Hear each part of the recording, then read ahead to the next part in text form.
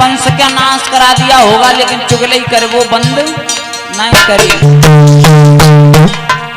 मामा mile हुआ, वो भी चुगिल था, अपने पुत्र अभय सिंह को भी मरवा दिया कि किसी भी प्रकार से ये पांचों आला उदल ये मर जाएं। अपने पुत्र का मरने का भी संकोच नहीं किया, फिर भी उसके पीछे पड़ा रहा। चुगला चूकत है नहीं चाहे गाय को यारो, तो मैं घर घर भूत भू कराई दे करे एक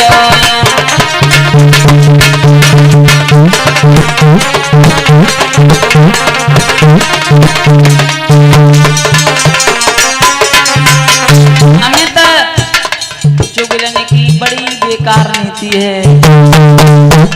बताया गुरुदेव भगवान ने, चुगलन ने पेश बिगारे, चुगलन ने इन पुतन ने बादर मारे, चुगलन ने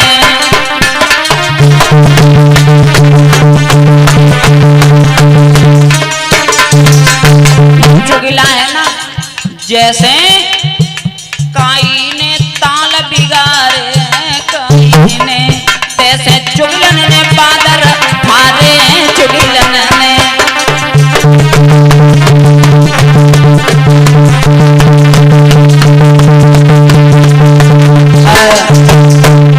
छोटी रानी को जाकर के एक चुगला ने अवगत कराया, तो छोटी रानी भागी, महाराज उत्तानपाद के करीब आई, देखा है तो ध्रुव गोदी में बैठा है।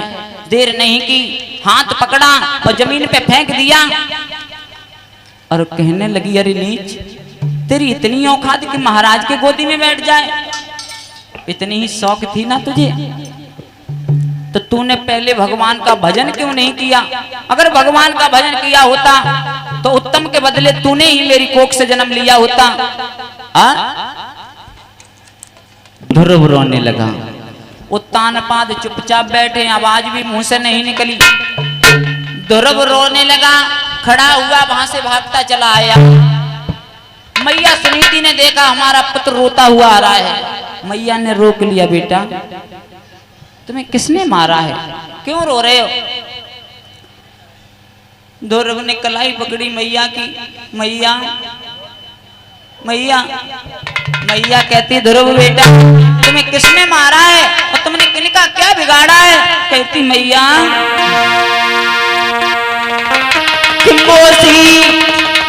दुखिया के लाल रे कोई कौन कन्हैया मारो।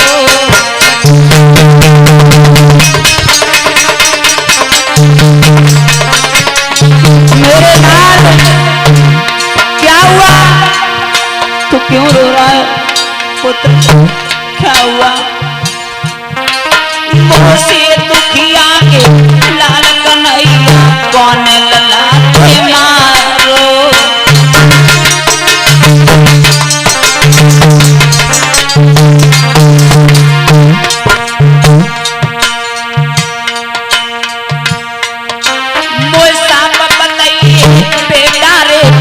किनको कहा बिगारो,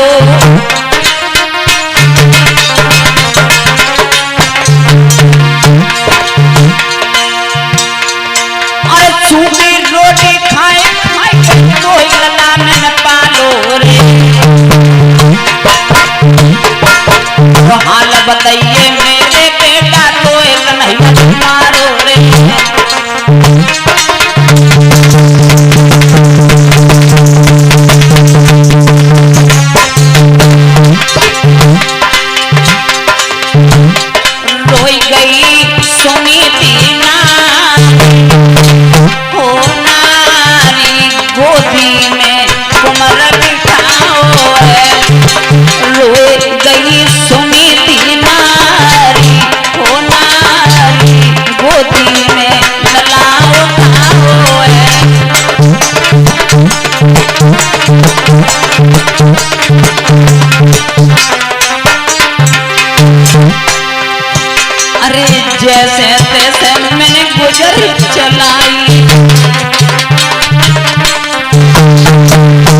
पूरी रोटी खाई।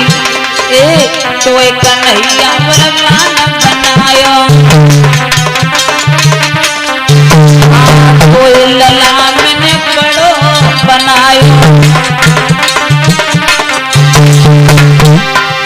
क्यों रूठ गयो करतार, गोद में लला उठाओ।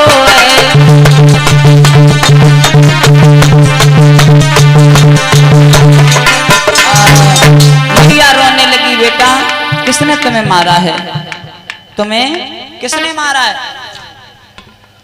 ध्रुव रोने लगा, जवाब दिया मैया मौसी ने मारो।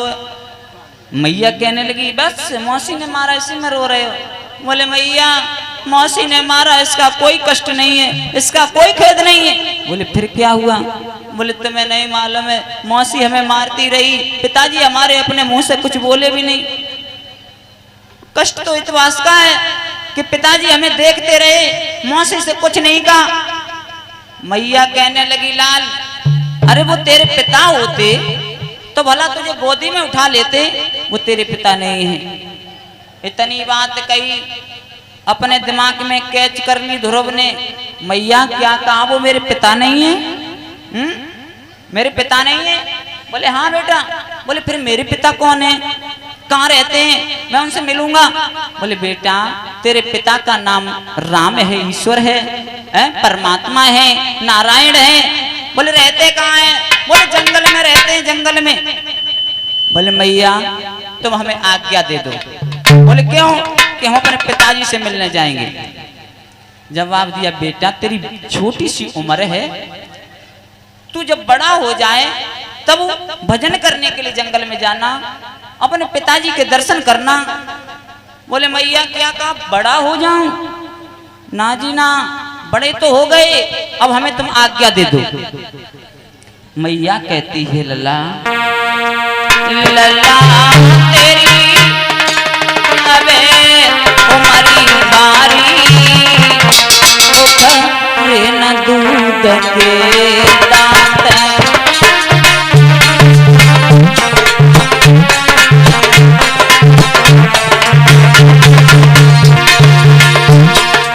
उमर तेरी अब है उमरी बारी, उखरे न दूध के दांत।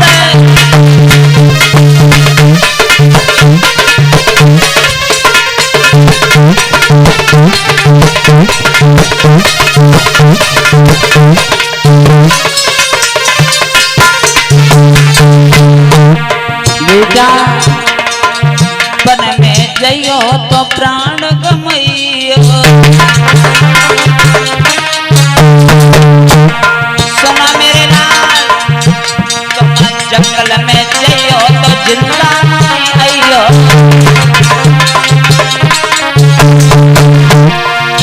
तेरी मैया तो ये समझ गई है, बन को मत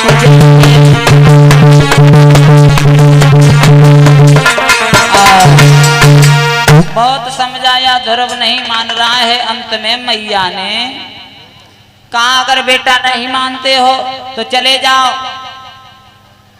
ध्रुव ने मैया से आज्ञा पाई, अपने कुछ वस्त्रों को उठाया, बगल में दबाई, चल दिए। मैया ने रोक लिया, लाला बेटा बेटा पीठ दिखाई जातो निकले से मुख दिखलाइयो।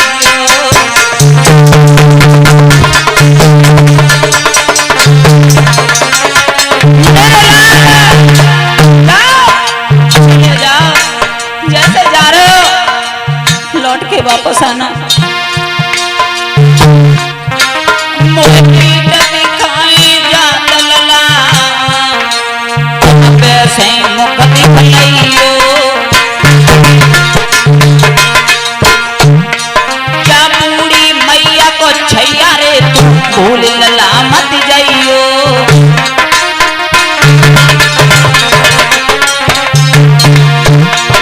चले हैं ध्रुव, मैया रोने लगी। कवि ने लिखा कर रोवती छोड़ी मात हो मात।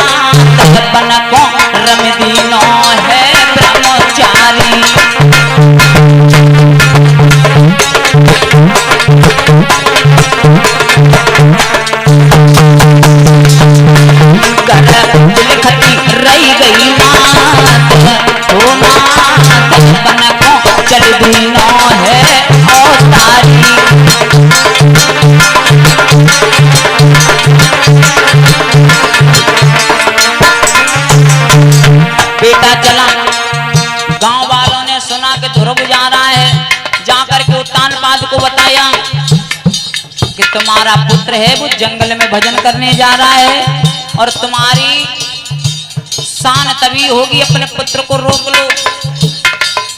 जब राजा ने खबर सुन पाई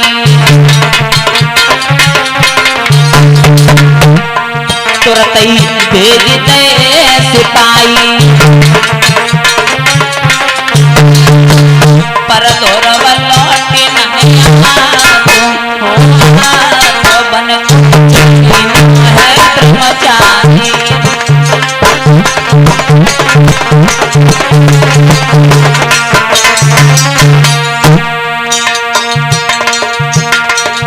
गांव वाले भागे, ध्रुव के पीछे पीछे चलने लगे। ध्रुव कहाँ जा रहे, लौट जाओ।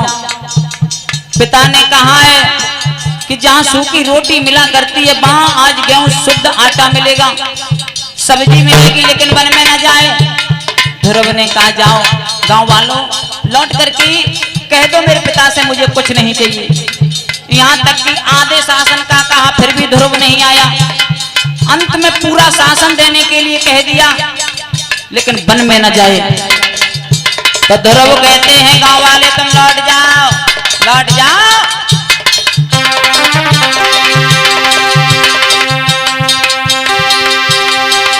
गांव वालों लौट जाओ।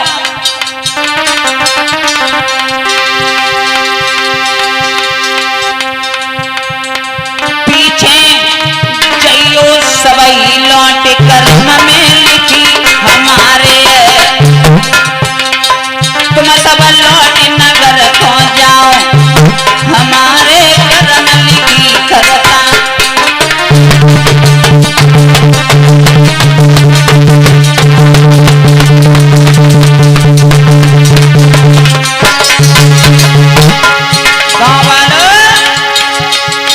सुनो मेरी बात, तुम लौट नगर हो जा मेरे कर्म लिखी सोएगी।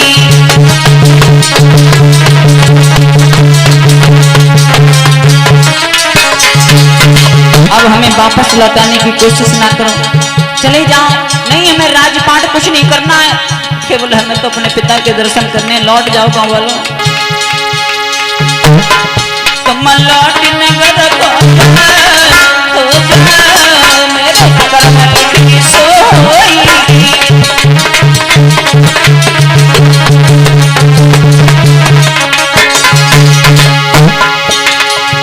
तुम लौट धाम को जा मेरे कर्म लिखी सोएगी।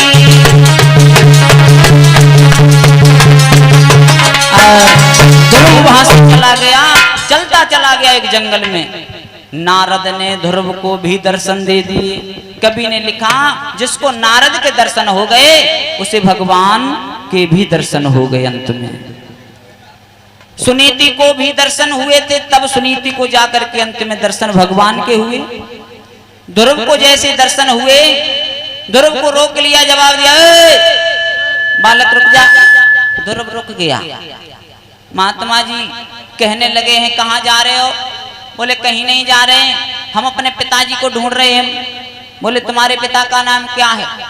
बोले हमारे पिता का नाम भगवान है, ईश्वर है, नारायण है, राम है, कृष्ण। बोले रुक जाओ, पागल हो रहा है, छोटा सा बालक किसकी खोज करने आया है? अरे उसके लिए तो बड़ा तप करना पड़ता है। बड़े बड़े तपस्वी तप करते करते मर गए, उन्हें भगवान के दर्शन नहीं हुए, और तू जरा सा बालक भगवान के दर्शन करने के लिए आया है। घर लौट जा, जंगल में कोई जानवर तुझे खा जाएगा, तेरी मैया घर पे रोती रोती मर जाएगी, लौट जा। ध्रुव हंसने लगा, जवाब दिया महात्मा जी ढोंगी लग रहे हो, तुम जंगल में भिरमड़ कर रहे हो, तुम्हें शेर नहीं खाएगा क्या? तुम्हें कोई भालू नहीं खाएगा? बोले लड़का तो हटीलो लगे रहो है, जो बालक हटीलो है माने को ना। बोले लाला तो तुम भगवान को ढूंढने आए हो? बोले हाँ। बोले तुमने कोई गुरु किया है? गुरु? बोले गुरु क्या होता है? बोले बेटा गुरु होता है जो अंधेरे से उजाले के लिए ले जाए, उसे गुरु कहते हैं। खराब रास्ते से अच्छे रास्ते पर डाल दे, वही गुरु होता है। बोले महाराज अब कहाँ जाएंगे इतनी दूर ढूंढने, फिर गांव में गुरु, ऐसो करो आप ही गुरु बन जाओ।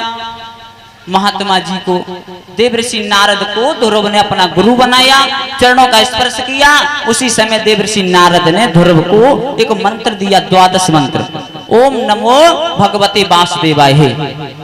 जवाब दिया है इस मंत्र का, कहीं बैठ जाना, उच्चारण करते रहना, तुम्हें भगवान की प्राप्ति हो जाएगी। ध्रुव वहां से चला गया। देवर्षि नारद ब्रह्मलोक में चले गए। जाकर के देखा है एक बड़ा सा तालाब है, उसके किनारे एक कैत का वृक्ष खड़ा है। ध्रुव ने वहां साफ सफाई की, आसन लगा लिया। पहले दिन बैठे ध्रुव आसन लगा के, दूसरे दिन जब उठे देखा है तमाम कैत पड़े हुए हैं। भगवान की कृपा से उस भक्त ने एक कैत उठाया, थोड़ा जरा सा गूदा लिया, खाया, जल पिया, फिर से तपस्या में लीन हो गया। तीसरा वो दूसरा जब उसका नेत्र दूसरी बार खुले हैं तो 3 दिन के बाद खुले हैं। देखा कैत भी पड़ा है, पत्ते भी पड़े हैं, तो कैत नहीं छुआ, पत्ते लिए, हथेली से मींजे, फंकी मारी, पानी भी नहीं पिया। एक अंगूठे पे खड़े हो गए, हाथ दोनों ऐसे ऊपर कर लिए, एक अंगूठे पे खड़े हो गए। और जैसे ही एक अंगूठे पे खड़े हुए तो इंद्र का इंद्रासन हिलने लगा। इंद्र का जब इंद्रासन हिला, इंद्र घबरा गया। जवाब दिया है क्या हुआ, कौन ऐसा तपधारी भूतल मंडल पे पैदा हो गया जिसने अपनी तपस्या की जोर से हमारा इंद्रासन भी डगमग कर दिया है।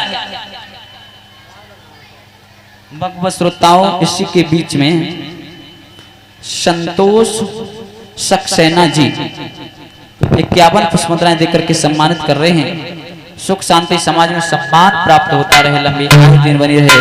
बोले गोविंद भगवान की, पहर वाले महाराज की। इंद्र का इंद्रासन हिला, अप्सराओं को बुलाया इंद्र ने, भागो और जाओ, किसी भी प्रकार से जो तपस्या कर रहा है उसकी तपस्या भंग कर दो। तमाम अप्सराएं भागी। देखा है तो जरा सा बालक तपस्या कर रहा है, एक अंगूठे पे खड़ा है, हंसने लगी। देखो इस जरा से बालक ने इंद्र को भयभीत कर दिया है, इंद्र को भयभीत कर दिया है। अरे इसे तो मर्जी आए वैसे भगा दो यहां से। एक बिटरिया बोली, सुनो दीदी, ये देखो, कहाँ देख रही हो, ये देखो कि जाए नाच कूद के रिझाइली जो जूतो बालको है।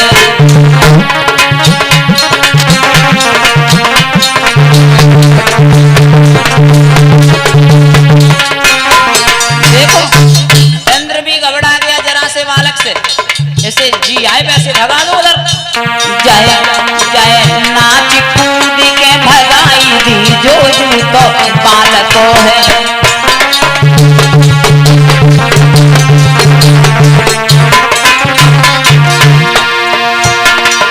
तब तक एक लड़की थी ना, वो शेरनी बन गई, शेरनी। कोई बिटिया शेरनी बनी गुर्रावे, कोई शेरनी बनी लला पे गुर्रावे।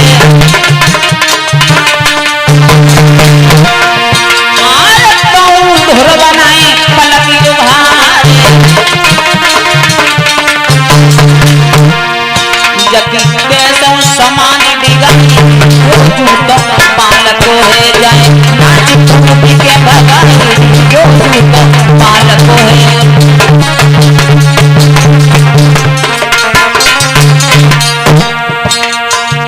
शेरनी बन गई, ध्रुव पे गुर्रा रही है, पूरा जोर लगा दिया, लेकिन ध्रुव ने नेत्र नहीं खोले। तोले एक लड़की लला, अरे कोई बिटिया नागिन बनी लल्ला पे फुसकार, तो ध्रुव बनाए नेत्र योगारे। जबकि कैसे समान कायदी जो तो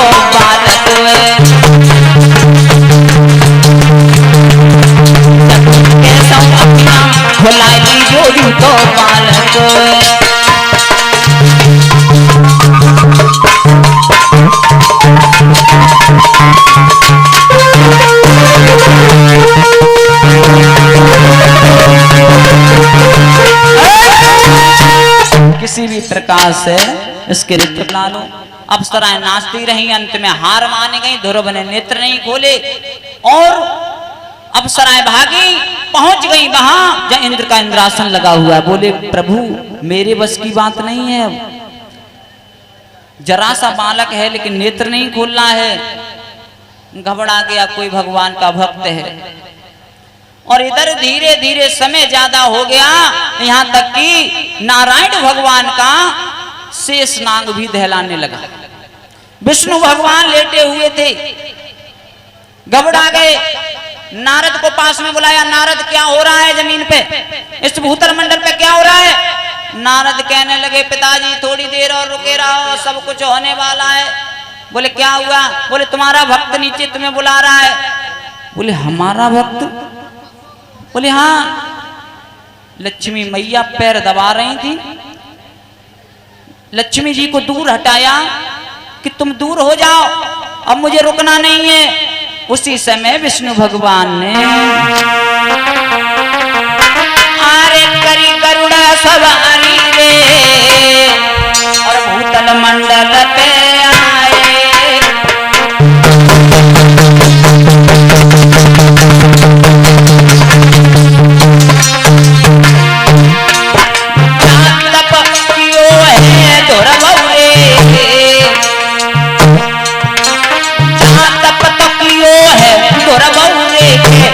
तो प्रभु ने जगाए।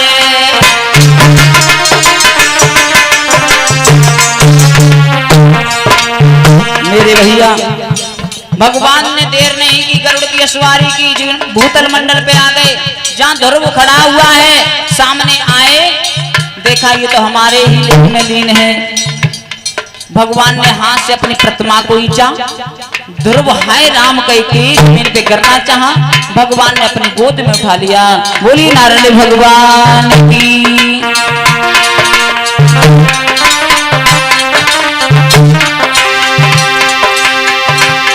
ओरे बंसी वाले श्याम तेरी लीला समझ ना पाई, ओरे मुरली वाले श्याम तेरी लीला समझ ना पाई।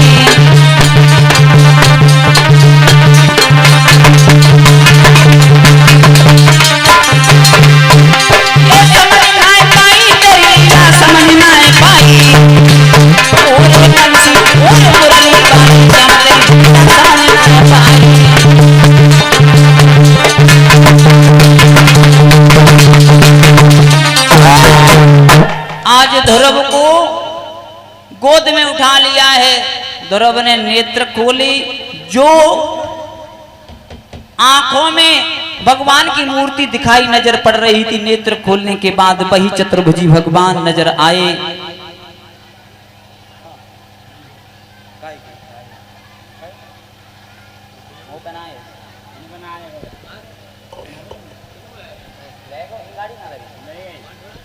श्रोता बंधु, इस प्रकार से ध्रुव को दर्शन दिए भगवान ने। ध्रुव से कहा बेटा अब तुम हमसे कुछ मांग लो। बोले हम कुछ नहीं मांगेंगे तुमसे, हम कुछ नहीं मांगेंगे, केवल तुम्हारे दर्शन हो गए इतना ही बहुत है। नारायण भगवान ने कहा है इंद्र से, इंद्र तुम्हारा कहां गया वो ऐरापत हाथी, उसे लेके आओ। ऐरापत हाथी को बुलाया,